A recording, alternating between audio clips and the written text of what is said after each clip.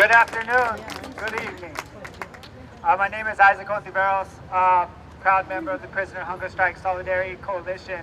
I've been very, very honored and fortunate to be able to be in communication with some of the strikers and getting to correspond with them, communicate with them, and try our hardest to spread their words around, their thoughts around. And so if it's okay, I would like to share with you a segment of a letter that we just received from Antonio Guillen.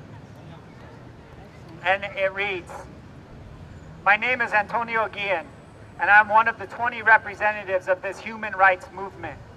As I write this, I'm entering my 38th day of hunger strike, so now it's 46 days. I've gone to a place I never thought I could go and found strengths in the supportive and inspirational words of loved ones and strangers alike. It is hard for me to focus and think clearly, so allow me to apologize beforehand if my words sound a bit disoriented. A couple of my fellow representatives who have far better articulation abilities than I do have put together powerful statements, of which I am in full support, that capture the truth of how we as a people from different walks of life were able to come together as one collective body for the common good of all. And so rather than sound repetitive, I wish only to share a brief statement, while I still can, to explain why this movement is so important to me. I chose to be part of this human rights movement because I believe, along with many other like-minded people on both sides of the wall, in the idea of ending long-term solitary confinement. And yes, the CDCR does hold people in solitary confinement. I believe in bettering the conditions in security housing units and of prisons overall. And most importantly, holding CDCR accountable for their decades-long campaign of torture and murder.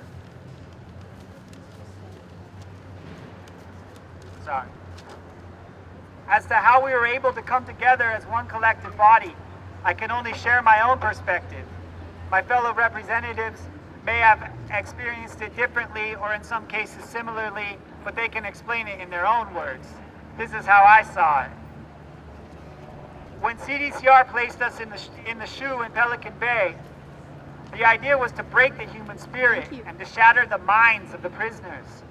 What they ended up doing was putting us in an environment where we had no choice but to interact with each other. This is more due to the human spirit coming forth than anything else, the need for us to communicate with another human being. As time went on, the understandings that we had with other groups evolved into relationships and better understandings with these other groups. It got to the point that we started to I realized for myself, that maybe people that I once saw as my adversaries now were human beings to me. They had the same issues and shared the same concerns that I did, the same worries that I did, the same understandings that I did. And they had their own ways of expressing them. We had conversations on the tier about politics, about family, about religion, about just about anything.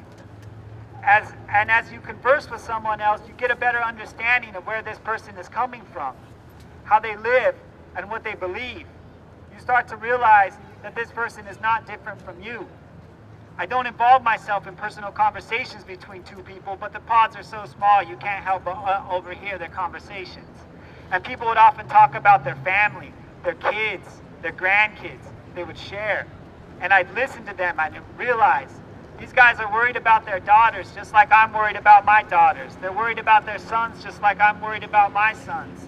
And that reinforced my belief that we have more in common than we had different.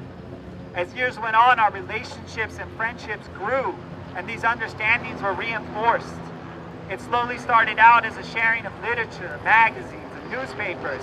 Then we started to share food, or started to share canteen, food for those who didn't have anything, who weren't going to the store.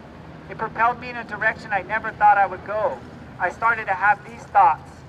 Rather than trying to figure out how to get over on the system, I started trying to figure out how to better the community, starting out with my immediate environment and extending to the outside community.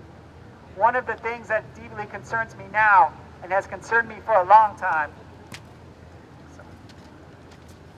is the lack of education and opportunity for those in these poor neighborhoods. I see it every day in prison. Many of the people who are around me never have the opportunity to educate themselves. I can see how the system itself takes advantage of these people. We need more resources for youngsters out there. We need to be able to take advantage of more educational opportunities. In my experience, once you start to educate a person, they can see beyond what they normally see every day. They can see beyond their physical boundaries. They can see a bigger world. They can see the possibilities of where their life can be. I don't want youngsters to have to come back here. It's an extremely sad experience to see an 18-year-old, a 19-year-old young person come in here and spend the rest of their lives in here for something they grew up thinking was just okay. These thoughts are new to me. They've only started to surface within the last 4 or 5 years. I don't know in what direction they'll lead me, but I'm willing to go there. I want to see things change, and to at least be part of trying to make something positive happen. That's why I chose to be part of this human rights movement. Many of these guys, we want to see change happen. We want to see positive change happen. It saddens me a great deal that I didn't see this much earlier in my life. I am 48 years old now, and and if I had these same thoughts, these same ideas at 20, I would be in a whole different place than I am now. We need to see some of these ideas come to fruition. Without it, all that's going to happen is we're going to be stuck in this endless cycle of where we're at, and nothing's ever going to change. If we want real change, it has to start within. We have to be the ones to make the change happen. Now, the CDCR is saying that these guys are a threat because of their so-called criminal background. I believe this type of thing is why they're a threat. I think that we can take lessons from these type of things. They're talking about changes happening amongst themselves, and they're struggling together to change their conditions, and I think we can do the same out here. And change is gonna come. It's just a matter of how soon. So thank you.